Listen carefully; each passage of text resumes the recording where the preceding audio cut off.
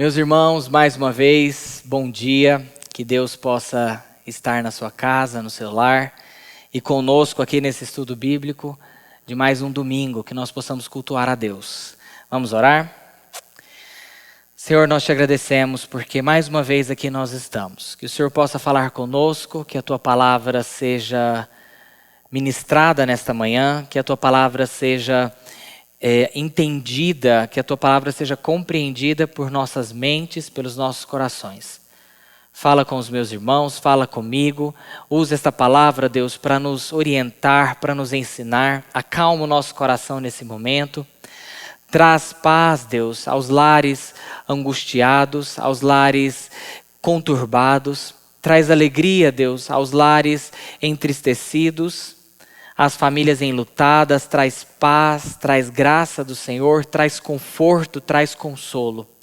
Porque o Senhor, sim, é o Deus de paz, o Deus de misericórdia, o Deus de graça, o Deus de conforto. Nós precisamos do Senhor, Deus. Oriente-nos nessa manhã, que nós possamos aprender como, aprender o porquê e aprender de que maneira nós podemos servir o Senhor de forma melhor, de forma excelente, de forma que te agrade, que te honre, Pai, por tudo aquilo que o Senhor fez por nós um dia na cruz do Calvário. No nome santo do teu Filho, amém e amém. Meus irmãos, continuando o nosso estudo na Declaração de Fé da Fraternidade Reformada Mundial. Se você ainda não tem esse documento você pode baixar pelo Google. Só digitar lá no Google Declaração de Fé da Fraternidade Reformada Mundial, PDF, que ele já vem o arquivo pronto em português. E você consegue acompanhar a gente aí nos nossos estudos. Nós já estamos, creio que há uns 4 ou 5 domingos, estudando a Declaração de Fé. Entendemos que isso é muito importante para os dias de hoje. Não só por esse momento que nós estamos vivendo de pandemia, de Covid-19, mas pela falta de suprimento, pela falta de base, de fundamentação que os evangélicos têm hoje, não só no nosso país, mas no mundo todo.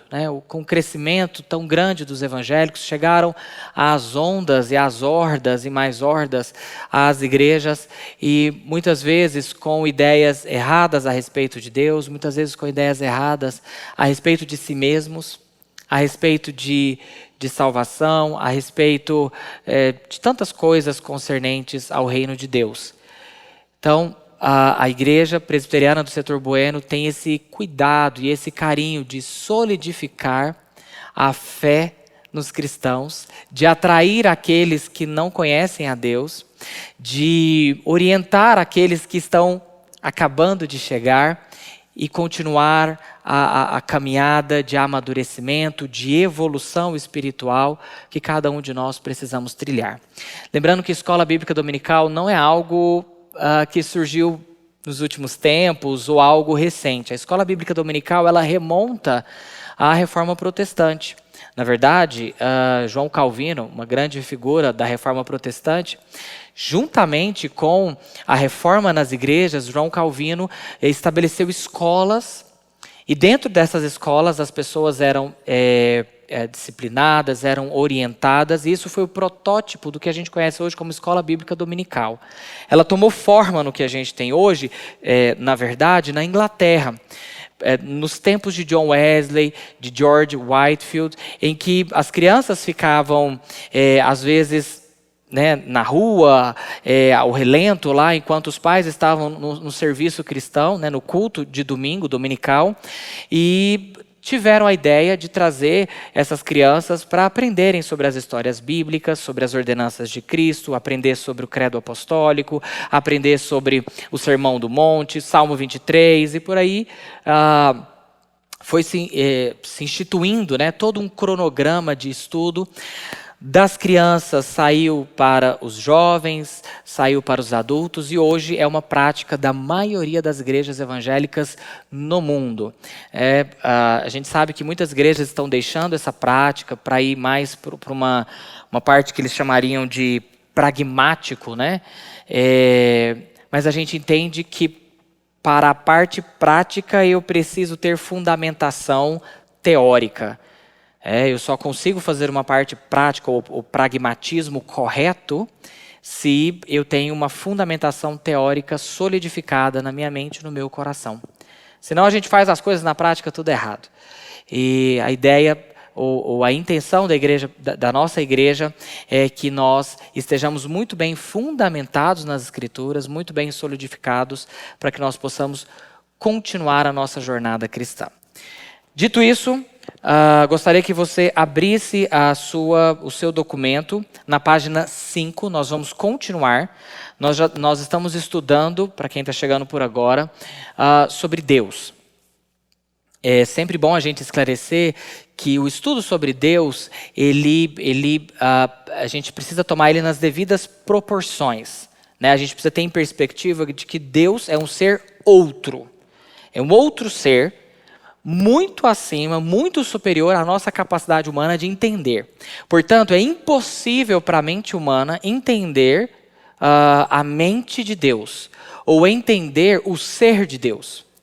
Mas isso não significa que o que de Deus pode ser conhecido, ou o que Deus revelou, nós não podemos aprender, conhecer, estudar, introjetar na nossa mente e no nosso coração, e isso ir para as nossas mãos no nosso dia a dia, na nossa rotina, na nossa prática. Então nós estamos aprendendo sobre Deus, o que Ele auto se revelou. Nós já vimos a identidade desse Deus, nós vimos que o Senhor, nosso Deus, é um Deus único, que se manifestou em 3 pessoas. Nós vimos que Ele é um Deus criador, que Ele criou todas as coisas que existem, desde os seres viventes aos seres não viventes, as coisas, o universo, inclusive o tempo foi obra da criação de Deus, porque Deus habita na eternidade, Ele está fora do que a gente considera como tempo, né, ordem cronológica. E hoje nós vamos falar sobre a autorrevelação do Criador a todos os seres humanos. Abra na sua página 5, é o número 3. Para quem não tem o documento aí, nós vamos ler. Gostaria que você acompanhasse conosco. Está projetado aqui na nossa tela. Vamos lá. Gostaria que você pegasse o seu documento, deixasse aí juntamente com a sua Bíblia, porque nós vamos folhear ambos. Bom, a autorrevelação do Criador a todos os seres humanos. Isso é um parágrafo, eu vou fazer a leitura do parágrafo todo, depois a gente vai detalhando, minuciando cada uma das frases, tentando entender o porquê que esse parágrafo está aqui na declaração. Deus é um ser pessoal e se revela em termos pessoais. Nos tempos antigos, Ele falou a muitos povos diferentes de maneiras muito diferentes. Suas palavras foram acompanhadas e suas promessas foram cumpridas por ações, que eram sinais do seu poder ou do poder de Deus. Ao falar aos seres humanos, Ele revelou-lhes tanto a si mesmo como seus propósitos na expectativa de que cumprissem pela obediência tudo quanto lhes ordenou que fizessem. Bom, este é o parágrafo aí do número 3, página 5, a autorrevelação do Criador a todos os seres humanos. Vamos ver parte a parte. Deus é um ser pessoal e se revela em termos pessoais. Eu sei que talvez parece meio óbvio e meio sem sentido falar que Deus é uma pessoa, que Deus é um ser, que Deus ele é dotado de inteligência, capacidade, mente, decisões, poder de escolha, poder de vontade, intelecto. Parece meio óbvio, mas para o Ocidente, sim. Mas para o Oriente, ou para os povos ali da África, ou do leste da África até a Ásia, não é tão óbvio desse jeito. A maioria das religiões orientais vê em Deus como uma força, como uma força espiritual, ou uma energia, ou algo além da compreensão humana que conecta todo o universo, que conecta todos os seres vivos, que conecta todas as leis, e não um ser pessoal, e não uma pessoa de fato. Então é importante essa declaração para que a gente entenda que Deus é de fato uma pessoa. Ele tem vontades, ele tem desejo, ele tem sentimentos, e a Escritura, ela usa sentimentos humanos, ações e reações próprias do homem para se referir a Deus no que conhecemos como antropopatia. Eu sei que é um nome um pouco estranho, né? Um termo meio estranho, mas antropopatia ou antropopatismo é um termo que significa a aplicação à divindade, no nosso caso, no cristianismo, a Deus, de sentimentos, ações e reações humanas, que são próprias do ser humano. Então nós vemos várias passagens da Bíblia mostrando Deus com sentimentos, com emoções, com ações e reações próprias do ser humano. Também são utilizados recursos de linguagem para se referir a Deus em forma humana, como por exemplo, os pés. Em Salmos é muito comum a gente ver: o braço do Senhor está estendido para abençoar o seu povo, ou os olhos do Senhor estão sobre toda a terra, ou ainda os seus pés estão pousando, ou repousados sobre o estrado da terra, ou sobre a terra, por assim dizer. Isso é o que a gente chamaria de antropomorfismo. Então, tanto a antropopatia quanto o antropomorfismo são figuras de linguagem para mostrar que o nosso Deus é um ser pessoal. Vamos para as Escrituras para a gente entender como isso se revela. Abra sua Bíblia em Provérbios. Provérbios foi escrito por quem? Quem? Salomão. Salomão escreveu Provérbios. Um livro que a gente considera como livro sapiencial ou livro de sabedoria. No Antigo Testamento, nós temos 5 livros sapienciais ou livros de sabedoria. Quais são? Jó, Salmos, Provérbios, Eclesiastes e Cantares. Jó a gente não sabe quem escreveu. Salmos tiveram vários autores, dentre eles Davi foi o que mais escreveu Salmos. Provérbios, Eclesiastes e Cantares teve apenas um único autor, o grande rei Salomão. Salomão foi o primeiro, segundo ou terceiro rei de Israel? Depois você me responde, se ele foi o primeiro, segundo ou terceiro rei de Israel. Provérbios capítulo 15, versículo 3. Os olhos do Senhor estão em todo lugar, contemplando os maus e os bons. Vocês me respondem, o Senhor tem olhos? Deus tem olhos? Não. Por quê? João 4, 24 diz pra gente que Deus é espírito. Se ele é espírito, ele não tem forma humana. Se ele não tem forma humana, portanto, não tem como Deus ter olhos. Mas é uma expressão que Salomão utiliza para mostrar que os olhos do Senhor estão em todo lugar. Ou Deus vê, Deus enxerga, Deus contempla toda a face da terra, todo o universo, nada foge à ciência ou ao conhecimento de Deus. Então isso é uma linguagem antropomórfica. Isaías capítulo 66, versículo 1. Você já sabe que Isaías é a mini Bíblia, porque você que está acompanhando todas as aulas, viu que a gente comentou isso semana passada. Já sabe que Isaías foi extremamente utilizado por Cristo. Sabe que Isaías é um dos principais livros messiânicos do Antigo Testamento. Sabe que o livro de Isaías tem 66 capítulos, assim como a Bíblia tem 66 livros. Sabe também que os 39 primeiros capítulos de Isaías são mais relacionados com a lei, com os profetas, com a maldição que veio debaixo da lei não cumprida. E que os últimos 27 capítulos de Isaías estão mais relacionados com o Messias vindouro, com a cura vindoura, com a restauração de Jerusalém vindoura, com a vinda, morte e ressurreição de nosso Senhor. Por isso que a gente chama de Isaías da mini Bíblia. Abra capítulo 66, versículo 1. Assim diz o Senhor: o céu é o meu trono e a terra o estrado dos meus pés. Que casa me edificareis vós? E qual é o lugar do meu repouso? O estrado dos meus pés. O Senhor tem pés? Nós já vimos que João 4, 24 diz que o Senhor não tem pés. Mas é uma linguagem antropomórfica. Tem mais algumas referências aqui. Gênesis capítulo 6, versículo 6. Abra sua Bíblia lá em Gênesis capítulo 6, versículo 6.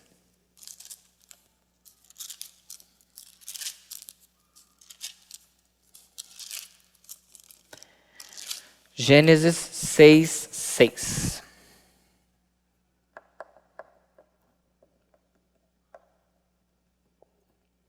Gênesis 6,6 diz o seguinte: então se arrependeu o Senhor de ter feito o homem na terra, e isto lhe pesou o coração. Aqui está mostrando um sentimento aparentemente humano, né? O arrependimento ou arrepender-se, e que é próprio do ser humano, mostrando como se Deus também se entristecesse a tal ponto. O único cuidado que a gente tem que ter aqui é porque a própria Bíblia que diz que Deus se arrependeu é a mesma Bíblia que diz que Deus não se arrepende. Como que eu concilio essas duas coisas, uma vez que a gente considera a Bíblia como inerrante e infalível?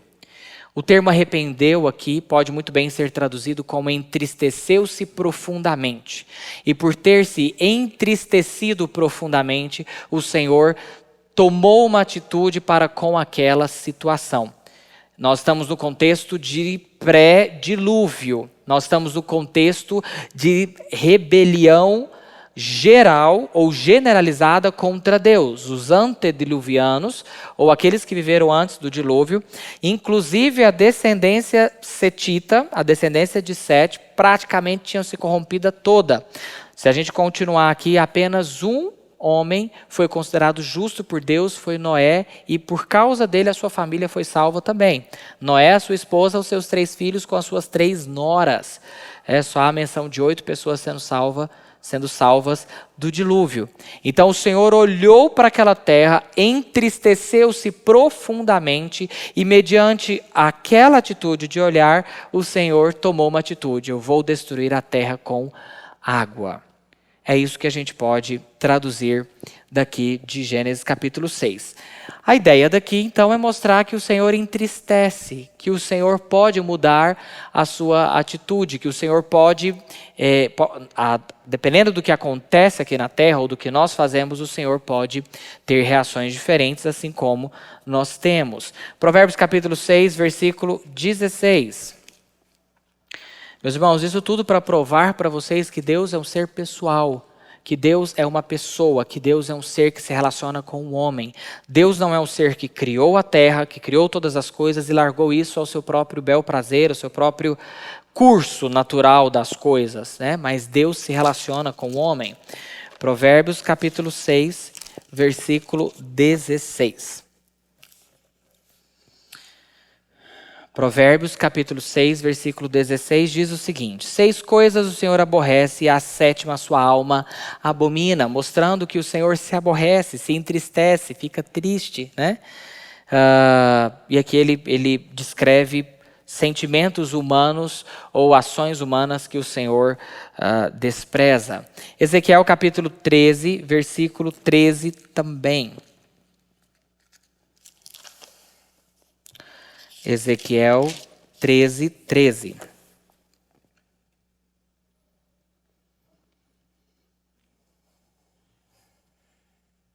Abriu? Ezequiel capítulo 13, versículo 13. Portanto, assim diz o Senhor Deus: tempestuoso vento farei romper no meu furor, ou na minha ira. E chuva de inundar haverá na minha ira, e pedras de saraivada na minha indignação para a consumir. O Senhor emitindo um juízo, né, um julgamento. O foco aqui nosso nesse momento são os sentimentos que que Ezequiel, o autor desse livro, ele olha, né, ele tem essa inspiração e ele consegue descrever através desses sentimentos como Deus estava se portando. Furor, ira, indignação. Sentimentos próprios humanos. Mas é importante que a gente fale algo aqui para que nós não cometamos alguns erros que pode ser que nós nos levemos a pensar, né? O antropomorfismo e o antropopatismo na Bíblia são, antes de tudo, linguagens analógicas. São descrições que trazem imagens de coisas que conhecemos e entendemos para que possamos compreender, ainda que por semelhança e não de forma idêntica, alguns aspectos do ser de Deus. Então, lembrar que os sentimentos humanos, eles são manchados, rabiscados, marcados pela força do pecado. Quando nós iramos, a nossa ira muitas vezes ela é pecaminosa e ela vem acompanhado de vingança. Quando nós amamos, eventualmente, o amor ele pode ter motivações erradas e pode nos levar a fazer coisas erradas. Então, os nossos sentimentos, eles são marcados pelo pecado, muito diferente de Deus. Quando a Bíblia fala dessa linguagem humana para se aplicar a Deus, nós temos que sempre ter isso em perspectiva mesmo, de fato, de que Deus, ele também tem sentimentos, Deus também, ele se relaciona com o homem no tempo e no espaço, mas que o pecado não marca os sentimentos de Deus. Próxima frase. Então nós vimos, Deus é um ser pessoal e se revela em termos pessoais. Nos tempos antigos, ele falou a muitos povos diferentes de maneiras muito diferentes. É importante que a gente tenha em mente de que, porque a princípio a gente acha que Deus só falou com o povo de Israel, e só fala com piedosos. Não, nós temos vários exemplos bíblicos de Deus falando com pessoas que nem crentes eram. O relato de Deus falando com os povos antediluvianos, o relato de Deus falando em visões, sonhos com pessoas que não eram crentes. O grande exemplo de Dário, de Ciro, nos tempos de Daniel, quando Deus aparece a ele, fala com ele. Então, Deus falou de muitas formas a muitos povos diferentes. É óbvio que a mensagem salvífica de Cristo e a mensagem verdadeira de Cristo e aquela que foi anotada, escrita e inspirada, ela foi através de uma linha piedosa, através da linha santa, da linhagem santa, da linhagem escolhida por Deus, da linhagem separada, como o termo santo significa. Hebreus capítulo 1, versículo 1, nos esclarece bastante a respeito deste tema. Na verdade, a declaração, ela tirou exatamente de Hebreus capítulo 1, versículo 1, essa frase que nós acabamos de ler. Abre lá, Hebreus capítulo 1, versículo 1, uma das cartas gerais do Novo Testamento, perdão. O Novo Testamento a gente divide ele em cartas ou epístolas escritas pelo apóstolo Paulo e cartas ou epístolas gerais. O total de cartas, na verdade, são 21. As escritas pelo apóstolo Paulo são 13, sendo 9 dirigidas à igreja e 4 dirigidas a pessoas específicas. De 21 para 13 sobram 8. Essas 8 cartas a gente chama de cartas gerais, escritas por várias pessoas. Aqui a gente tem o apóstolo João, que escreveu cartas, Tiago, o meio-irmão de Jesus, Judas, o Tadeu, e não o Iscariotes, que traiu Jesus, também discípulo de Cristo, e Hebreus, que foi uma carta escrita pelo autor que a gente não sabe exatamente quem foi. Hebreus capítulo 1, versículo 1 diz: havendo Deus outrora falado muitas vezes e de muitas maneiras aos pais pelos profetas, continua aí dizendo que pelos últimos dias ele falou através de Jesus Cristo. Mas se você ler, exatamente foi absorvido aqui de Hebreus capítulo 1, versículo 1, Então Deus falou de muitas formas aos pais pelos profetas, a muitos povos diferentes. E Deus utilizava no passado várias formas diferentes para se comunicar com o ser humano. Visões, sonhos, revelações, profecias, voz audível, diversas formas diferentes. E a grande questão para nós hoje, como Deus fala hoje? Como Deus fala a nós hoje? Bruno, Deus pode falar a nós hoje através dos sonhos? Sem dúvida. Ele é Deus, ele fala da forma que ele bem entender. Deus pode usar qualquer meio que ele achar que deve ser usado. Nós reformados, os cristãos reformados, eles entendem que a forma rotineira, comum e ordinária de Deus falar conosco é através das Escrituras. O reverendo Augusto Nicodemos tem até uma frase que ele diz para a gente: se você quer ouvir a voz de Deus, leia a Bíblia. Se você quiser ouvir a voz de Deus de forma altíssona ou de forma audível, leia a Bíblia em voz alta. Isso significa para a gente que Deus fala conosco. Eu tenho certeza que você já teve essa experiência. Escuta aqui, se você já não teve essa experiência. Em algum determinado dia você separou um momento, fechou a porta do seu quarto, a porta do seu escritório, não sei, se fechou em algum lugar, entrou no espírito de oração, começou a orar ao Senhor, abriu a sua Bíblia, as Escrituras, começou a ler, tentando absorver aquilo ali o mais profundo possível. E na hora que você terminou de estudar aquilo ali, que você fez uma oração pedindo a Deus para que aplicasse aquilo ali no seu coração, eu tenho certeza que você teve um sentimento e fala assim, cara, o que foi que aconteceu? Uma coisa diferente aconteceu. Eu tenho certeza que você já teve esse sentimento de que algo diferente entrou no seu coração e na sua mente, teve um insight, uma iluminação diferente. Isso é Deus falando conosco, através do seu Santo Espírito, trazendo as Escrituras, iluminando para que nós possamos entendê-la. Isso é o Senhor falando conosco. Se Deus quiser falar com você ou com qualquer pessoa através de um sonho, de uma visão, Ele é Deus, Ele faz do jeito que Ele achar que tem que fazer. A única coisa que nós temos que fazer é pegar todos os sonhos, visões, profecias e peneirar isso pelas Escrituras. Porque nós costumamos dizer que essas manifestações sobrenaturais, elas podem ter 3 fontes. De fato, fonte divina, podem vir da parte de Deus. E se vier da parte de Deus, as Escrituras elas são utilizadas para mensurar, para medir ou para provar que isso é bíblico. Elas podem vir de uma fonte humana, então, às vezes, a própria intenção da pessoa, o próprio desejo da pessoa, e muitas vezes não é nem de má fé, mas a própria pessoa pode, simular isso. E terceiro, o próprio império das trevas pode manifestar esse tipo de manifestação sobrenatural, né? Uma visão, um sonho ou uma profecia, uma revelação.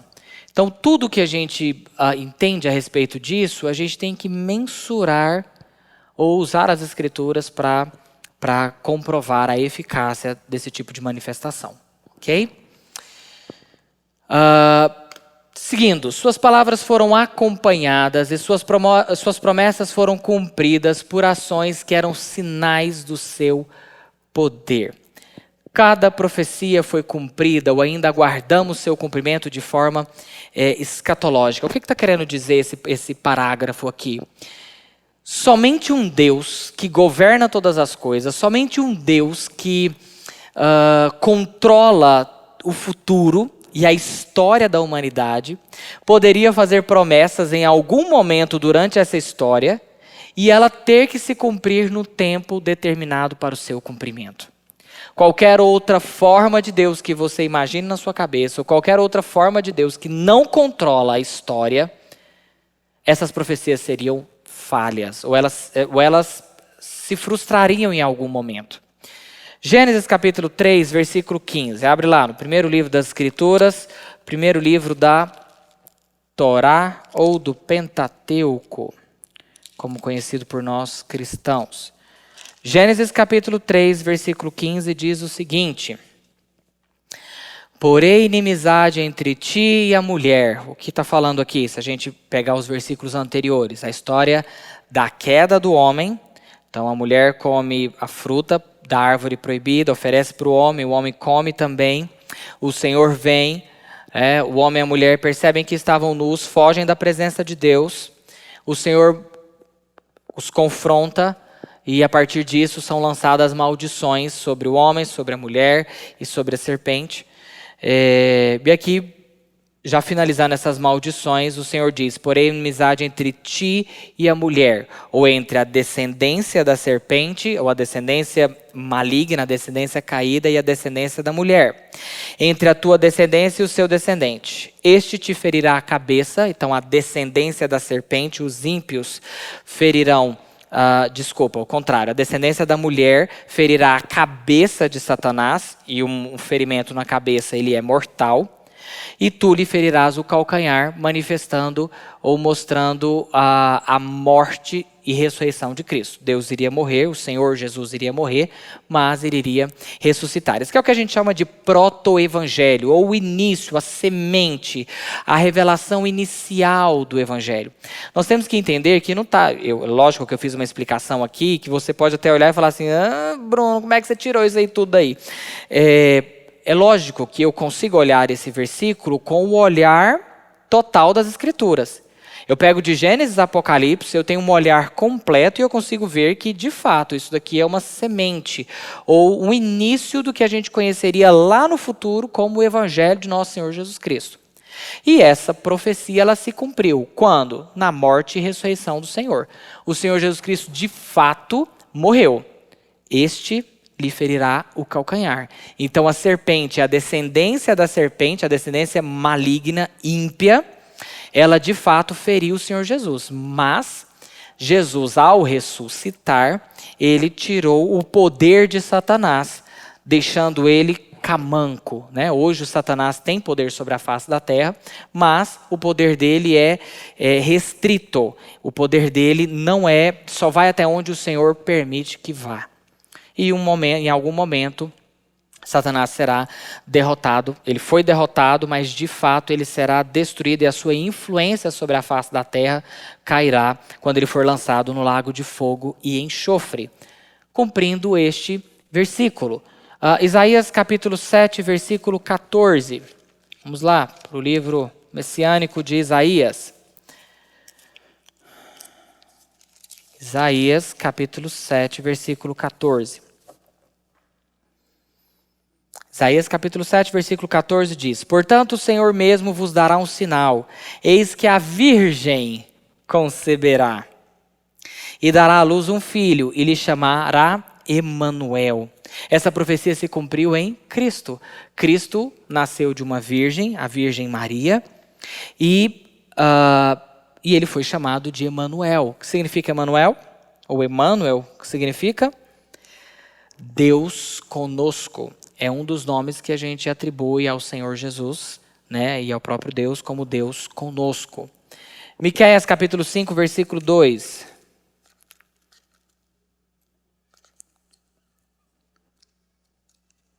Miqueias, logo após o livro de Jonas. Jonas, aquele profeta que foi engolido por um grande peixe. Miqueias capítulo 5, versículo 2, diz o seguinte, abra suas escrituras, Miqueias capítulo 5, versículo 2.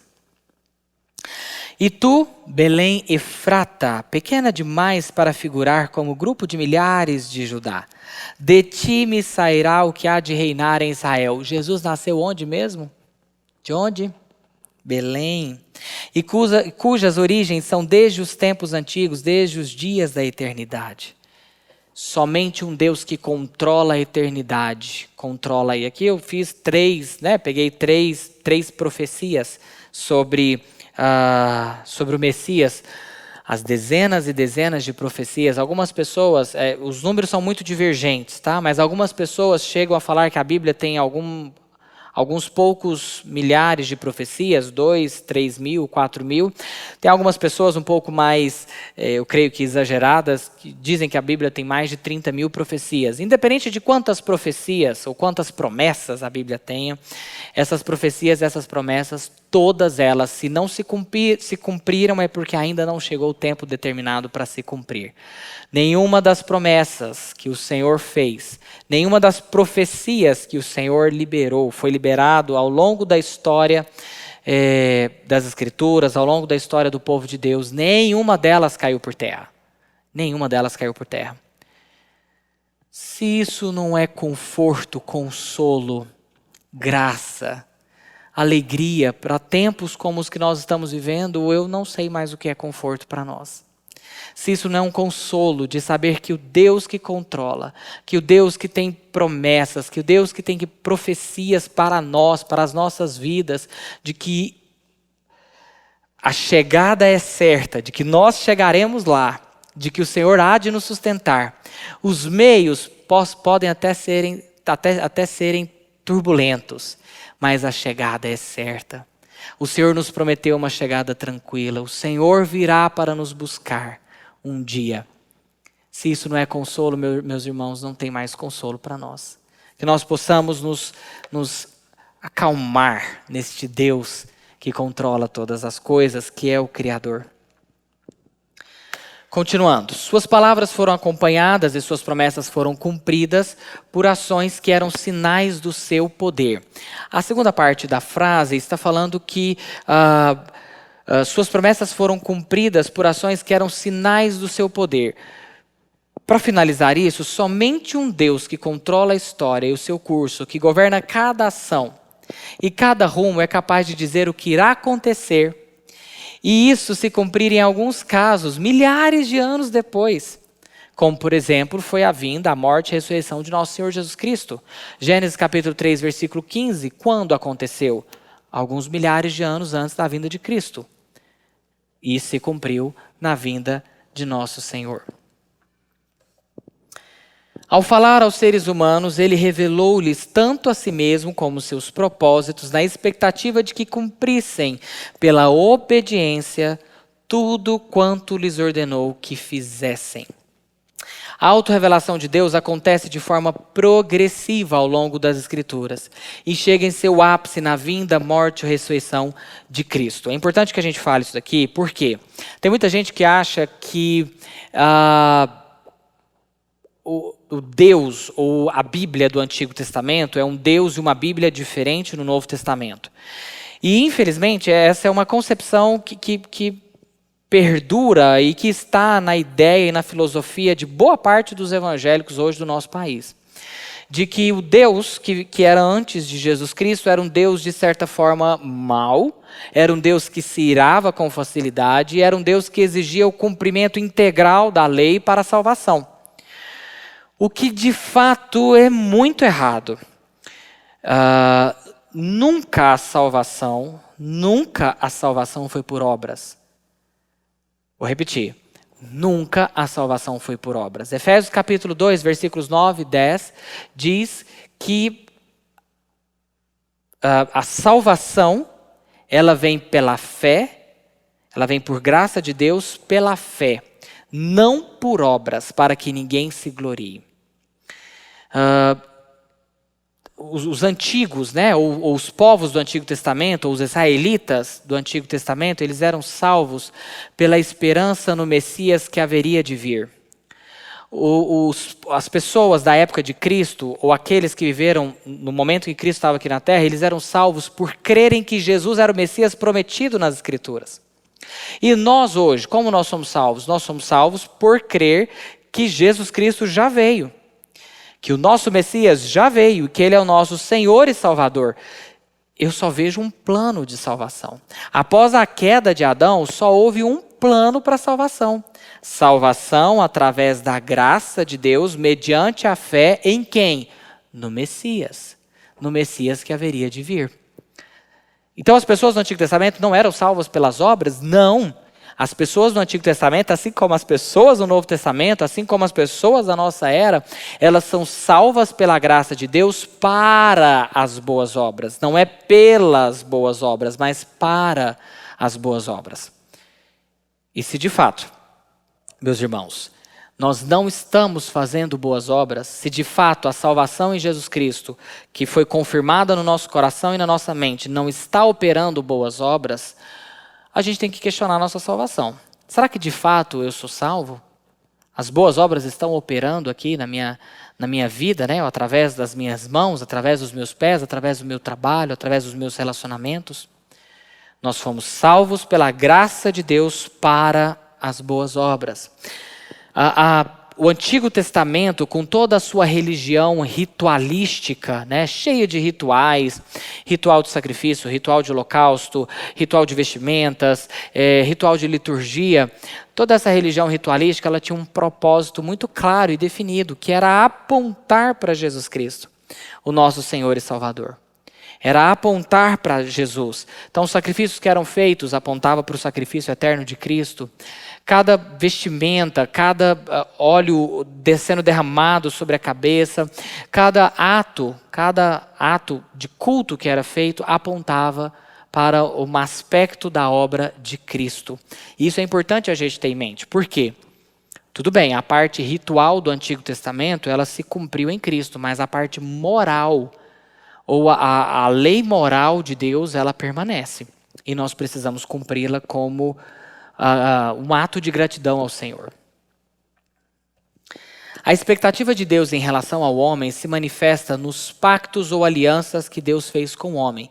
Então, ao falar aos seres humanos, ele se revelou, tanto a si mesmo como seus propósitos, na expectativa de que cumprissem pela obediência.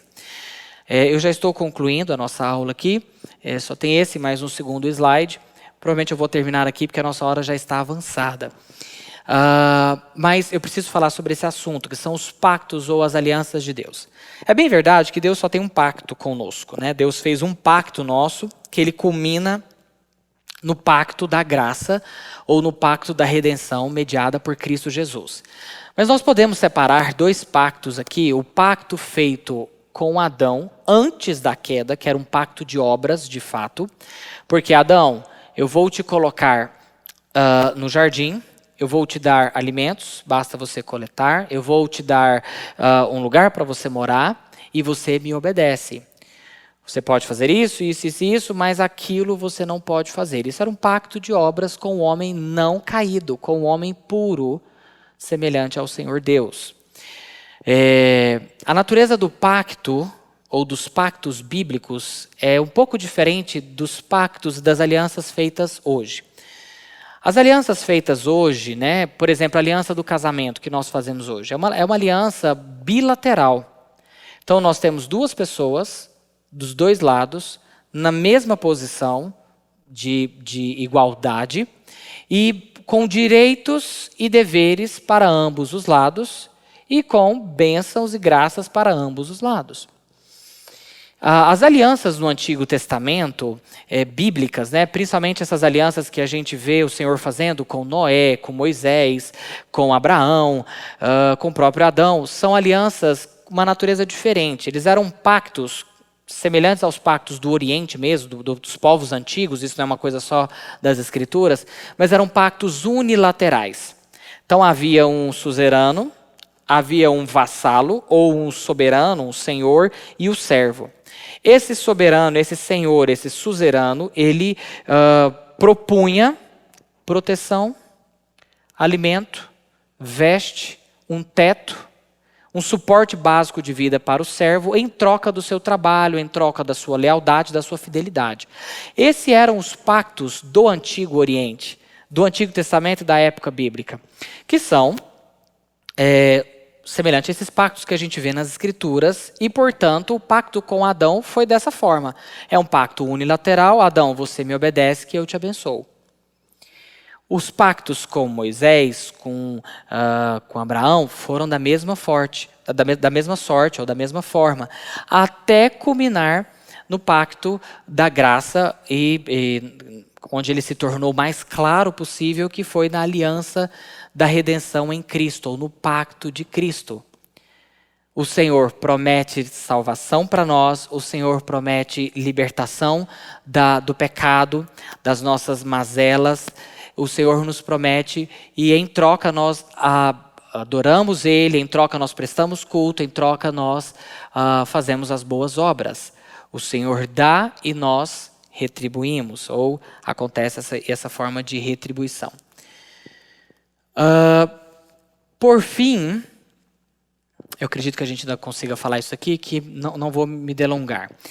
Ao falar aos seres humanos, ele lhes revelou e pediu que a expectativa, né, que se cumprissem pela obediência tudo quanto lhes ordenou que fizessem. Se eu pudesse resumir a lei moral do Antigo Testamento, eu iria lá em Êxodo capítulo 20, no que a gente chama de Decálogo, ou os 10 mandamentos. Essa é a lei moral do Antigo Testamento.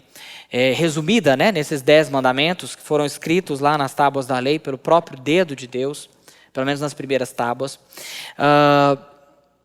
E os 10 mandamentos se resumem em: não terás outros deuses diante de mim, não farás para ti imagem de escultura, nem está em cima do céu, nem embaixo da terra, nem prestarás culto, nem as adorarás. Não farás menção do nome do Senhor teu Deus em vão. Guardar o dia de sábado. Esses 4 primeiros mandamentos são relacionados a Deus. Então é a nossa relação, a nossa comunhão com Deus. Lembrando que isso é lei moral, por ser lei moral é válido para os dias de hoje. Não vamos nos tornar antinomistas, né? Um termo teológico aí para o antinomismo, para pessoas que acreditam que pela graça, como a graça nos libertou, eu posso viver, agir e ser do jeito que eu bem entender, que eu tenho que viver, agir e ser. E os últimos 6 mandamentos, eles são o meu relacionamento com o próximo. Honrarás o teu pai e tua mãe, não mate, não adultere, não furte, não diga falso testemunho, não cobice nada que é do seu irmão, nada do próximo. Tem muita gente que gosta de fazer a analogia da cruz, né? Então a cruz eram 2 madeiras, uma vertical, são os 4 mandamentos mostrando o meu relacionamento com Deus, e uma cruz e uma madeira que era pregada de forma horizontal, que é o meu relacionamento com o meu irmão. Jesus Cristo, ele resumiu a lei, esses 10 mandamentos, em 2. Os 4 primeiros mandamentos foram reduzidos: amarás o Senhor teu Deus sobre todas as coisas, e os 6 últimos mandamentos: amarás a teu próximo como a ti mesmo. O que eu quero dizer com isso? Que a expectativa de Deus para o homem sempre foi que ele cumprisse a sua lei moral.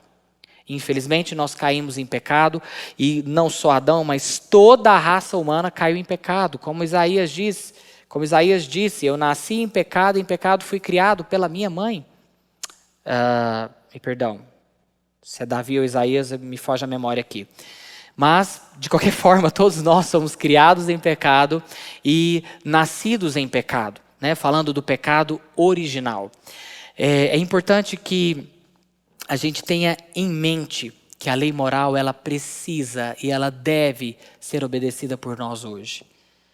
De que forma? Através do poder do Espírito Santo. Se o Espírito Santo não nos empodera, se o Espírito Santo não nos capacita, não nos unge de fato, ou não somos ungidos de fato pelo Espírito Santo, ou capacitados pelo Espírito Santo para cumprir a lei de Deus, de nada adianta, porque o homem, pela sua própria sorte, no seu estado caído, ele não consegue cumprir a lei de Deus. Meus irmãos, eu vou finalizar por aqui. Aqui eu tinha colocado mais um exemplo de mandamento, né, ou de ordenança. Está lá em Efésios capítulo 5, versículos 18 a 21. Mas numa outra oportunidade a gente pode falar também sobre esses mandamentos. Resumindo, meus irmãos, Deus se revelou a nós. E o que de Deus pode ser conhecido, nós conseguimos estudar, conhecer e aprender através das Escrituras. Nosso objetivo aqui com a Escola Bíblica Dominical é fazer com que você se interesse cada vez mais pelas Escrituras, porque tudo isso que foi tirado nada mais é do que conhecimento extraído das Escrituras. A Bíblia, ela não é um manual temático. Então, por exemplo, eu quero ver o que a Bíblia fala sobre amor. Vamos procurar lá no índice amor, e aí não. Ela não é um manual temático. A Bíblia, a palavra amor e tudo que está relacionado ao amor está entremeado nas histórias, nos mandamentos, nas epístolas, né? Em todas as escrituras. E para eu extrair tudo que a Bíblia fala sobre amor, ou alguém precisou fazer isso, né? Ou alguém precisou fazer isso, ou senão eu mesmo vou fazer isso. E estudar a Bíblia e buscar tudo que ela fala sobre amor. Tudo que a Bíblia fala sobre guerra, tudo que a Bíblia fala sobre sexo, tudo que a Bíblia fala sobre dinheiro, sobre demônios, sobre diversas coisas. Então, lembrando que o que nós estamos fazendo aqui, o que a declaração de fé faz, é pegar estes temas e olhar como toda a Bíblia, de Gênesis a Apocalipse, olha esse tema e construir uma linha de raciocínio. Por isso que esses documentos são válidos, por isso que esses documentos são importantes para que nós aprendamos, para que nós nos desenvolvamos na nossa carreira cristã.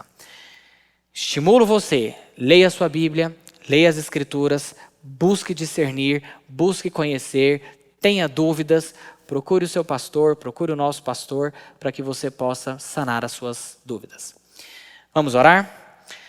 Senhor Deus, nós te agradecemos por este momento que nós Pudemos estudar, pudemos ouvir a Tua voz, falar conosco através das Escrituras. Obrigado por essa oportunidade tão linda, tão maravilhosa. Tantas pessoas espalhadas pelo mundo, Senhor, não têm a oportunidade de ouvir um pouco sobre a Tua palavra. Peço, Jesus, que o Senhor sedimente essa palavra no coração dos meus irmãos, que o Senhor faça ela gerar frutos, que o Senhor em tudo seja glorificado, honrado e engrandecido e exaltado. Não só nas nossas famílias, mas no nosso trabalho, nos locais onde nós trabalhamos, que o Teu nome seja glorificado, Pai. Te pedimos graça para mais uma semana, que o amor, a misericórdia e a graça do Senhor esteja sobre nós, em nome de Jesus. Que Deus os abençoe, meu irmão.